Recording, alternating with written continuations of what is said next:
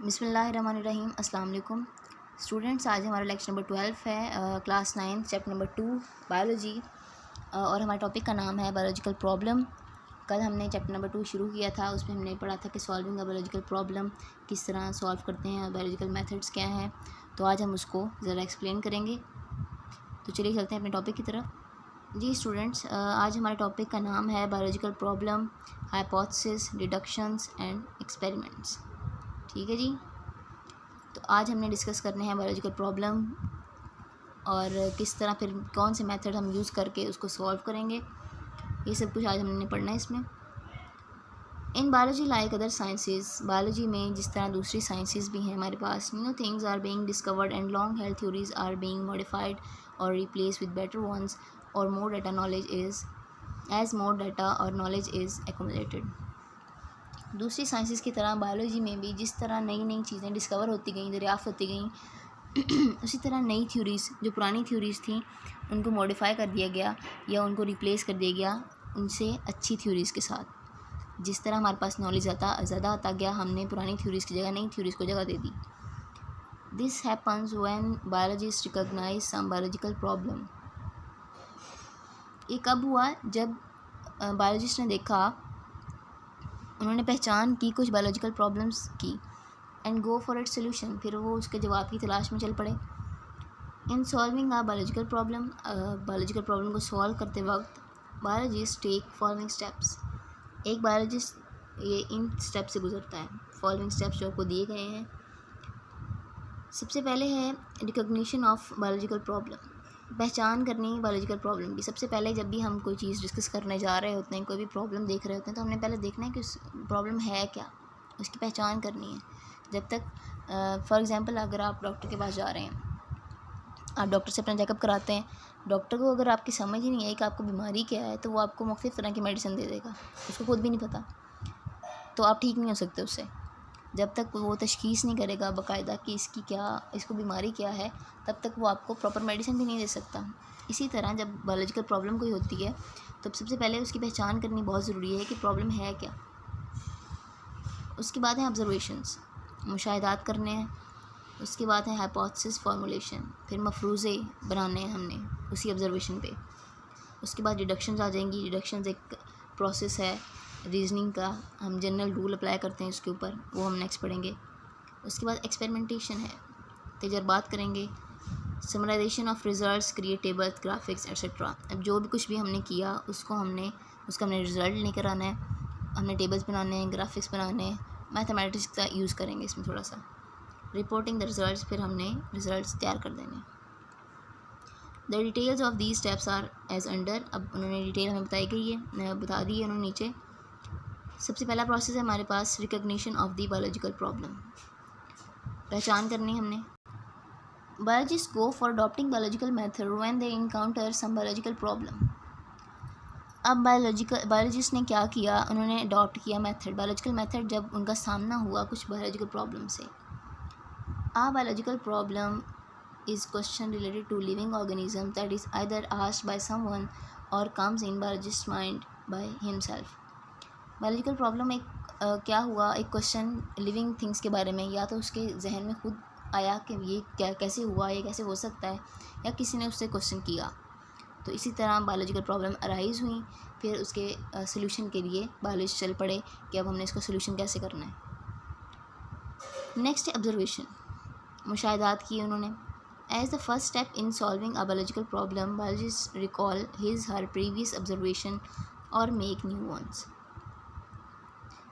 Biological problem को solve करने में सबसे पहले उसने क्या किया, अपनी पुरानी ऑब्जर्वेशंस को रिकॉल किया कि इस बारे में पहले मेरे मुशाहिदात क्या थे, और फिर उसने नए मुशाहिदात बनाए। Observations are made with 5 senses of vision. हम जब किसी चीज़ को ऑब्जर्व कर रहे होते हैं, तो हम अपनी पूरी 5 सेंसेस यूज़ कर रहे होते हैं।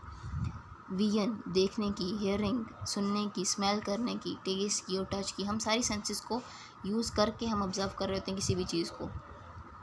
ऑब्जर्वेशंस में भी बोथ क्वालिटेटिव एंड क्वांटिटेटिव।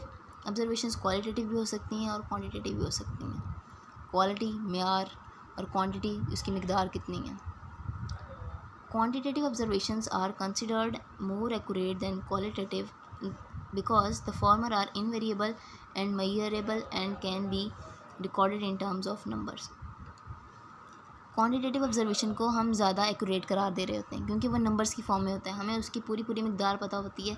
फ़र्ज़ करें कि 2 किलोग्राम है तो जी 2 किलोग्राम 2 kg, हमें इसकी एक पूरी मिकदार पता है। अगर हम इसकी बजाय कह देते हैं जी ये इतना भारी है, ये इतना हल्का है, तो हम नहीं बता सकते कि ये कितना भारी होगा, कितना हल्का होगा, ये उसकी क्वालिटी है। हम भारी को और हल्के को मेजर नहीं कर सकते, जबकि हम 2 kg को मेजर कर सकते हैं। इसीलिए क्वांटिटेटिव ऑब्जर्वेशंस को ज़्यादा वैलिड माना गया, ज़्यादा एक्यूरेट माना गया क्वालिटेटिव की निस्बत, क्योंकि ये मेजरेबल है और हम इसको नंबर्स की टर्म्स में लिख सकते हैं, नंबर की फॉर्म में लिख सकते हैं। जैसे मैंने आपको एग्जांपल दी कि 2 kg है तो हम उसको नंबर में लिख सकते हैं। Examples of qualitative and quantitative observations are given below. अब कुछ एग्जांपल्स उन्होंने दी हैं क्वालिटेटिव और क्वांटिटेटिव की, ताकि आपको इसका कॉन्सेप्ट अच्छे से समझ आ जाए। Qualitative observations, the freezing point of water is colder than the boiling point. पानी का फ्रीजिंग पॉइंट जो है वो बॉइलिंग पॉइंट से ठंडा होता है, ठीक है। अब इसकी क्वांटिटेटिव ऑब्जर्वेशन क्या होगी? The freezing point of water 0 degree Celsius and boiling point is 100 degree Celsius. पानी का फ्रीजिंग पॉइंट 0 डिग्री सेल्सियस है, जबकि बॉइलिंग पॉइंट 100 डिग्री सेल्सियस है। नंबर्स में आ गया, हमें एक प्रॉपर एक्यूरेट अमाउंट पता चल गई, तो ये क्वांटिटेटिव जो है वो बेटर हो गया उससे, क्योंकि हम उसको काउंट कर सकते हैं। नेक्स्ट एग्जांपल है, अ litre of water is heavier than a litre of ethanol.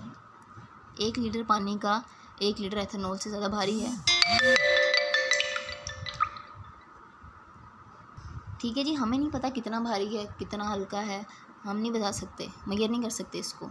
इसी तरह a litre of water weighs 1000 grams and litre of ethanol weighs 789 grams. 1 litre पानी का उसके अंदर 1000 ग्राम होते हैं और 1 लीटर एथेनॉल का जो वेट है उसमें क्या होगा? 789 ग्राम्स। नंबर्स में आ गया तो आपको बिल्कुल सही से समझ आ गया कि जी इतना इतना हमारे पास है, बिल्कुल एक्यूरेट अमाउंट समझ में आ गई, ठीक है जी। ये हो गया qualitative observation and quantitative observations. Observations can also include reading and studying with what others have done in the past because scientific knowledge is ever growing. अब ऑब्जर्वेशन में हम रीडिंग भी इंक्लूड करेंगे, स्टडिंग भी हम पढ़ेंगे भी कि जो पहले आने वाले थे उन्होंने इसके बारे में क्या कहा, उन्होंने इसके बारे में क्या पढ़ा। पास्ट का नॉलेज हम देखेंगे, फिर हम उसको उसके फ्यूचर पे आएंगे, क्योंकि साइंटिफिक नॉलेज एवर ग्रोइंग, हमेशा बढ़ने वाला है। जिस तरह हम बढ़ते जाएंगे हमें इस कुछ ना कुछ हमारे ऊपर नई चीज़ें खुलती जाएंगी, इसलिए हमें पास्ट को स्टडी करना भी ज़रूरी है। Biologists can't usually check every solution where a hypothesis might apply. Let's consider a hypothesis. अभी hypothesis के बारे में ये मैं आपको बाद में बताऊँगी, पहले हम hypothesis पढ़ लें। Formulation of hypothesis, अब हमने hypothesis बनाना है, वो किस तरह बनाएंगे? Observations do not become scientific observations until they are organized and related to a question. Observation जितने भी मुशाहिदात हैं वो कभी भी साइंटिफिक ऑब्ज़र्वेशन नहीं बन सकती जब तक वो एक बिल्कुल प्रॉपर वे में तंजीम मुनज़्ज़म ना हो और वो क्वेश्चन से रिलेटेड ना हो। Biologist organises his and her and others observations into data form and constructs a statement that may prove to be answer of the biological problem under study. अब biologist ने क्या किया? उसने मुशाहिदात कर लिए कि ये था, उसने स्टडी कर लिया कि ये कुछ हुआ, फिर उसने अपनी एक ऑब्ज़र्वेशन बनाई। उसी ऑब्ज़र्वेशन को उसने डाटा की फॉर्म में बना लिया कि ये जी डाटा है मेरे पास, और उसने एक स्टेटमेंट दे दी कि ये जी मैंने बना लिया इसका आंसर, ये इसका आंसर हो सकता है इस प्रॉब्लम का। अपनी सारे स्टडी करने के बाद उसने एक अपनी स्टेटमेंट दी कि ये इसका हल हो सकता है। This tentative explanation of observation is called hypothesis. अब इस टेंटेटिव होती है आर्जी तौर पे। अब जिसने आर्जी तौर पे टेम्परेरीली एक एक्सप्लेनेशन दी ऑब्जर्वेशन की, उसको हम हाइपोथेसिस कह देंगे। उसने एक मफरूज़ा बना लिया। It may be defined as a proposition that might be true, ठीक है जी। अब उसने एक तजवीज़ दी कि शायद ये यही इसका आंसर है, ये ठीक भी हो सकती है, ये गलत भी हो सकती है, कुछ भी हो सकता है, लेकिन उसको लगा कि ये ठीक है। Hypothesis should have the following characteristics. एक हाइपोथेसिस में मुख्तलिफ खसूसियात होनी चाहिए। कौन कौन सी होनी चाहिए? It should be a general statement, आम सी स्टेटमेंट होनी चाहिए। It should be a tentative idea, आर्जी किस्म का आइडिया होना चाहिए या तज्जियाती किस्म का आइडिया होना चाहिए। It should agree with available observations, जितने भी उसने मुशाहिदात किए उसके मुताबिक होना चाहिए और उससे ये एग्री करना चाहिए। It should be kept as simple as possible, इसको जितना आप सिंपल रख सकेंगे उतना सिंपल रखें ताकि समझ भी आए। इट शुड बी टेस्टेबल, इसका हम टेस्ट भी कर सकते हैं, इसका एक्सपेरिमेंट कर सकते हैं। एंड पोटेंशली फाल्सिफाइबल, और इसको गलत भी करार दिया जा सकता है। In other words there should be a way to show the hypothesis is false, कोई रास्ता भी हो जिससे हाइपोथेसिस को गलत करार दिया जाए। A way to disprove the hypothesis, और कोई ऐसा वे जिससे हाइपोथेसिस को डिसप्रूव हो जाए। A great deal of careful and creative thinking is necessary for the formulation of hypothesis, बहुत ज़्यादा एहतियात और क्रिएटिव थिंकिंग, आपको बहुत ज़्यादा बारीक बीनी से सोचना पड़ेगा कोई भी हाइपोथेसिस क्रिएट करने के लिए, फॉर्म करने के लिए। Biologist use reasoning to formulate hypothesis, अब बायोलॉजिस्ट ने रीजनिंग वजूहात ढूंढी, मुबाहिस से, दलील से उसने अपना हाइपोथेसिस दिया। ठीक है, कि मैंने अगर एक हाइपोथेसिस दिया है तो उसके पीछे मेरी क्या वजूहात थी, क्या दलील उसके पास थी कि ऐसा क्यों हो रहा है। फॉर एग्ज़ाम्पल, अगर हम कहते हैं कि जी चिड़िया उड़ती है और चिड़िया के पर हैं, तो हम कहेंगे सारे परिंदों के पर, और चिड़िया एक परिंदा है तो हम कहेंगे सारे परिंदों के पर हैं। ठीक है, तो ये हमने एक सबूत के साथ कहा, हमने देखा कि सारे परिंदों के पर हैं। ठीक है, पहले हमने ऑब्ज़र्व किया सारे परिंदों को, फिर हमने उसका सबूत दिया कि जी ये जैसे चिड़िया के भी पर हैं तो चिड़िया भी एक परिंदा हुआ। ठीक है, इसको हम हाइपोथेसिस कहेंगे। उसके बाद आती हैं deductions. In the next step biologist draw deductions from hypothesis, अब उसने नताइज बनाए इसी हाइपोथेसिस से। Deductions are the logical consequences of hypothesis, अब ये उसके लॉजिकल नताइज हैं हाइपोथेसिस के, इसके कोई लॉजिक है, उसके पीछे कोई वजह है। For this purpose a hypothesis is taken as true and expected results deductions are drawn from it, इस पर्पज़ के लिए एक हाइपोथेसिस को हम सही लेते हैं, सही मानते हैं कि ये ठीक है, और उसके जो रिज़ल्ट्स हैं वो उससे हम ड्रॉ करते हैं, उसको हम डिडक्शन कहेंगे। उस हाइपोथेसिस के जो रिज़ल्ट निकले उसको हमने डिडक्शन कह दिया। जनरली इन बायोलॉजिकल मेथड में क्या होता है, if a particular hypothesis is true, अगर एक हाइपोथेसिस ट्रू है, one should expect deduction a certain result, और एक रिज़ल्ट उसका आ रहा है, डिडक्शन आ रही है उसकी। This involves the use of if to then logic, अब इसमें कौन सी लॉजिक अप्लाई होती है, इफ़ टू देन, अगर ऐसा हुआ तो ऐसा होगा। अब ये उसके ऊपर आपको बॉक्स में उसने एग्जांपल दी है। Biologist can't usually check every situation where a hypothesis might apply, let's consider a hypothesis. अब बायोलॉजिस्ट चेक करते हैं कुछ चीज़ें तो चेक कर सकते हैं, लेकिन वो सब चीज़ें चेक नहीं कर सकते। फॉर एग्ज़ाम्पल, अगर हमारी एक पॉपुलेशन रह रही है, एक गरीब, अगर हमने डिवाइड कर लिया अपनी पॉपुलेशन को, एक बहुत अमीर तबका है, एक गरीब तबका है, एक मिडिल क्लास है, और उनको हमने देखा कि अमीर तबका है वो बहुत अच्छे लेवल पे रह रहा है, एलिट क्लास जो है वो बहुत हाई फाई जगह पे रह रहा है। उसी तरह जो मिडिल क्लास हैं वो थोड़े से लोअर एरिया में होंगे, जो उससे गरीब हैं वो उससे कम एरिया में होंगे। ठीक है, हमने उनको डिवाइड कर लिया। अब हमारा हाइपोथेसिस हमने बना लिया, ये हमारे पास गरीब है ये वो, लेकिन हमें ये नहीं पता कि ये कितना गरीब है। हो सकता है उन गरीबों में कुछ ठीक भी हो, कुछ ज़्यादा गरीब हों, कुछ कम गरीब हों, अमीरों में कुछ ज़्यादा अमीर हों, कुछ कम अमीर हों। ठीक है, हमने इसको डिवाइड, अब हम सबको ऑब्ज़र्व नहीं कर सकते, एक एक घर जाके नहीं कर सकते, बस हमने उसका ओवरव्यू ले लिया कि अगर इतने परसेंट से ऊपर हैं तो ये सारे हम उसको एलिट क्लास रखेंगे, इतने परसेंट से नीचे हैं तो हम उसको, तो हम सबको तो नहीं देख सके कि उन्होंने कौन कौन सा घर कैसा है, तो हमने उसको एक जनरल व्यू दे दिया। इसी तरह साइंटिस्ट जो हैं उनको नहीं पता कि हर चीज़ को तो वो ऑब्ज़र्व नहीं कर सकते, उन्होंने इसके लिए एक वो क्या कहते हैं रीजनिंग दे दी, उन्हें दलील दे दी कि अगर, जैसे मैंने आपको स्पैरो का एग्जांपल दी, उसी तरह all plants have a nucleus, her plant cells के अंदर न्यूक्लियस होता है। Biologists cannot examine every living plant and every plant that has ever lived to see if the hypothesis is false. अब biologist कभी भी ये नहीं कर सकता कि वो हर प्लांट को जाके देखे, हर प्लांट को ऑब्जर्व करे, हर प्लांट का सेल निकाले कि इसके अंदर है न्यूक्लियस है या नहीं है, तो ऐसा नहीं हो सकता। Instead biologist generate deduction using reasoning, अब उसने दलील के साथ अपना नतीजा बताया, उसने कॉन्सिक्वेंस बताया अपने हाइपोथेसिस का। फ्रॉम द अबव हाइपोथेसिस, अब ये हाइपोथेसिस उन्होंने दिया ऑल प्लांट्स हैव न्यूक्लियस। अब biologist can make the following deduction, अब ये अपनी वो इसका कॉन्सिक्वेंस ये बता सकता है। If examine cells from a blade of grass, अगर हम एक ब्लेड ऑफ ग्रास के सेल को देखें, then each one will have a nucleus, तो हर एक के अंदर न्यूक्लियस है। उसने एक ग्रास को लिया और उसके हर सेल के अंदर एक न्यूक्लियस था, तो उसने कहा कि हर प्लांट सेल के अंदर न्यूक्लियस होगा। ठीक है, हर प्लांट सेल न्यूक्लियस रखता है। उसने एक जनरल सी बात थी और उसने सब पे अप्लाई कर दी। तो ये होती है डिडक्शन और हाइपोथेसिस। उसके बाद है हमारे पास एक्सपेरिमेंटेशन, तजर्बात कैसे होते हैं। The most basic step of biological method is experimentation. ये बड़ा बेसिक स्टेप है एक्सपेरिमेंटेशन में।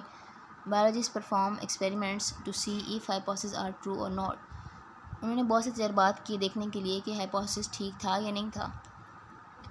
The deductions which are drawn from hypothesis are subjected to rigorous testing. और जो नताइज निकले उस हाइपोथेसिस के दौरान उसकी बहुत ज़्यादा सख्त किस्म की टेस्टिंग की जाती है, बार बार उसके टेस्ट किए जाते हैं। थ्रू एक्सपेरिमेंटेशन, तजर्बात के ज़रिए, biologist learns which hypothesis is correct. Biologist सीखता है कि कौन सा हाइपोथेसिस ठीक है, कौन सा गलत है। The incorrect hypothesis are rejected. जो गलत होते हैं हाइपोथेसिस उनको रिजेक्ट कर दिया जाता है। And one which proves correct is accepted. और जो कि जिसके पास जिसके अंदर प्रूफ सारे हों और वो सही तौर पे साबित हो चुका हो उसको एक्सेप्ट कर लिया जाता है। An accepted hypothesis makes further predictions that provide an important way to further test is validity. अब जो एक्सेप्ट हो चुका है वो अपनी मज़ीद पेशेंट को ये बताएगा ताकि उसकी वैलिडिटी, उसकी जो वैलिडिटी को हम क्या कहेंगे, उसका असर या उसकी तस्दीक की जा सके, मज़ीद उसकी दुरुस्तगी की। ठीक है, एक्सपेरिमेंटेशन हो गई। अब उसके बाद लास्ट स्टेप हमारे पास, second last step, summarisation of results. हमने समराइज़ कर देना जितना भी हमने ऑब्जर्वेशन किया, हाइपोथेसिस किए और फिर एक्सपेरिमेंट से जो हमारा हाइपोथेसिस एक्सेप्ट हो चुका उसको हमने समराइज़ कर देना सारी चीज़ों को। Biologist gathers actual quantitative data from experiments. अब बायोलॉजिस्ट ने एक असल में क्वांटिटेटिव डाटा ले लिया अपने एक्सपेरिमेंट से। Data for each of the group are then average. फिर उसकी औसत निकाली एंड कंपेयर स्टैटिस्टिकली। और इसको स्टैटिस्टिकली हमने कंपेयर कर दिया, एक दूसरे के साथ उसका कंपैरिजन कराया, मुकाबला करवाया। टू ड्रा कंक्लूजन्स, और नताइज निकालने के लिए biologist also uses statistical analysis. Biologist क्या यूज़ करेंगे, स्टैटिस्टिकल एनालिसिस, तज्जियात यूज़ करेंगे, स्टैटिस्टिकल रूल्स अप्लाई करेंगे इसके ऊपर। ठीक है जी। तो हमने इसको समराइज़ कर दिया। हमने डाटा लिया मुख्तलिफ ग्रुप से, फिर उसको हमने उसकी औसत निकाली, एवरेज निकाली, फिर उसको हमने कंपेयर कर दिया। उसके बाद है हमारे पास रिपोर्टिंग द रिज़ल्ट्स। हमने अब रिज़ल्ट्स रिपोर्ट करने हैं। Biologist publish there findings in scientific journals and books. अब बायोलॉजिस्ट ने जो भी चीज़ फाइंड की, जो भी चीज़ मिली उसने उसको साइंटिफिक जर्नल में और बुक्स में पब्लिश कराना है अपना, कि मैंने ये हाइपोथेसिस दिया है, तो सब पढ़ें और इसको देखें कि ये ठीक है या नहीं ठीक। In talks and at national and international meetings and in seminars at college and universities. फिर वो अपना यही बताएगा जाके नेशनल और इंटरनेशनल मीटिंग्स में, सेमिनार्स में, कॉलेजेस में, यूनिवर्सिटीज़ में। Publishing of results is an essential part of scientific method. Publish कराना, शाया कराना अपनी फाइंडिंग्स को, ये बड़ा इंपॉर्टेंट पार्ट है साइंटिफिक मेथड का। It allows other people to verify the results और apply the knowledge to solve other problems. अब ये दूसरे लोग भी फिर उसको अलाउ करता है कि उसके रिज़ल्ट्स को वेरीफाई करें, उसकी तस्दीक करें कि आया ये ठीक, जो मैंने किया है ये ठीक जा रहा है, इसके रिज़ल्ट सही आ रहे हैं। और दूसरा उनकी हेल्प करेगा कि वो कोई भी बायोलॉजिकल प्रॉब्लम सॉल्व करने में उनकी मदद करें। ठीक है जी, ये हमारे पास से स्टेप्स। सबसे पहला स्टेप था रिकग्निशन, हमने पहचान करनी है। उसके बाद हमारे पास आ गया ऑब्जर्वेशन, मुशाहिदात करने हैं। फिर उन्हीं मुशाहिदात के ऊपर हमने हाइपोथेसिस बनाया। उसके बाद हमने डिडक्शन की, उसी हाइपोथेसिस के हमने कौन सी रिज़ल्ट्स बताए। उसके बाद हमने जो कुछ भी किया उसका एक्सपेरिमेंट किया, एक्सपेरिमेंटली उसको प्रूव करना था कि वाकई ये ठीक जा रहा है या नहीं जा रहा। अगर हमारा ठीक हो गया तो हमने उसको समराइज़ कर दिया, उसके सारे रिज़ल्ट्स को, जितना भी हमने डाटा इकट्ठा किया था मुख्तलिफ डाटा मुख्तलिफ ग्रुप से, उसको हमने कंपेयर किया आपस में और उसकी हमने एवरेज निकाली। उसके बाद हमने अपना रिज़ल्ट दे दिया और उसकी पब्लिशिंग कराई ताकि लोग भी इससे फ़ायदा उठा सकें। ठीक है, एक ये बॉक्स आप देख लें, what is a control in experiments. Experiments में हम कंट्रोल किस चीज़ को कहते हैं। In science we are doing the experiment, when doing the experiments it must be controlled experiment. एक कंट्रोल्ड एक्सपेरिमेंट होना चाहिए। The scientist must contrast an experimental group with the control group. और एक साइंटिस्ट को इनमें जो फ़र्क है उसको पता होना चाहिए कि एक्सपेरिमेंटल ग्रुप क्या है और कंट्रोल ग्रुप क्या है। The two groups are treated exactly alike except for the one variable being tested.